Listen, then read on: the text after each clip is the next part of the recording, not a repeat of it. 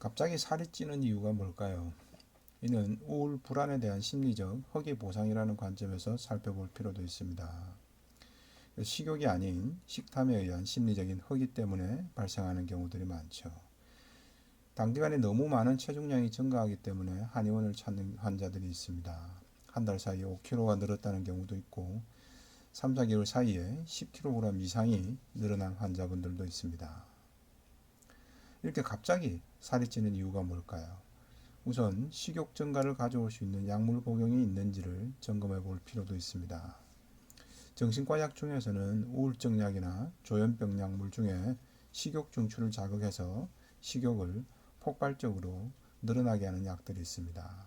그리고 항불안제나 항우울제 중에서도 이렇게 식욕 증가를 유발하는 약물들이 있습니다. 이런 약을 복용하면서부터 갑자기 체중이 많이 늘어난 경우라면 이런 약들의 부작용 때문일 수 있습니다. 비슷한 효과를 내지만 체중 증가가 심하지 않는 다른 계열의 약으로 바꾸는 것도 고려해 볼 필요가 있습니다. 이외에 스테로이드 계열의 약물을 복용하게 되면 식욕이 늘고 팔다리는 가늘어지는데 뱃살은 아기처럼 늘어가는 경우도 있습니다. 그리고 얼굴도 문 페이스라고 해서 보름달처럼 동글동글해지는 경우들이 많죠. 스테로이드 부작용으로 살이 늘 때는 이런 특징적인 패턴이 있기 때문에 불가피하게 먹어야 하는 경우가 아니면 장기 복용은 좀 피할 수 있는 방법을 고려할 필요가 있습니다.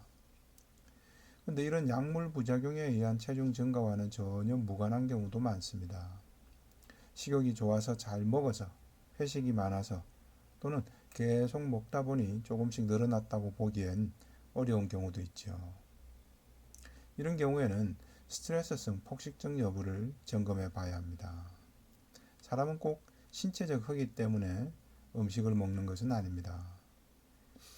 원래는 활동을 하고 다시 배가 고파지면 음식에 대한 욕구가 생기는 것이 정상적이죠. 근데 배가 고프지도 않은데도 계속해서 먹게 되는 경우도 많습니다. 심지어 이미 배는 불러서 더 이상 먹지 않아도 되는 상황인데도 뭔가에 홀린 듯 계속 습관적으로 먹게 되는 경우도 있습니다. 당연히 기초대사량에 비해서 몸에서 남아도는 열량이 많다 보니 이런 경우에 살이 폭발적으로 찌게 되죠. 그렇다면 이미 배가 부르거나 별로 배가 안 고픈데도 계속 음식을 먹거나 군것질까지 하게 되는 건 왜 그럴까요? 심지어 속이 거북할 정도인데도 계속 먹고 때로는 바로 토해버리기까지 하면서도 계속 먹게 되는 건 왜 그럴까요? 이런 경우에는 마음이 울적해지면서 자신이 얼마를 먹었는지도 모른 채 계속 음식에 손이 가게 되는 경우도 많습니다. 이런 경우가 바로 식욕이 아니라 식탐에 의한 심리적 허기 때문에 발생하는 체중 증가일 때가 많습니다.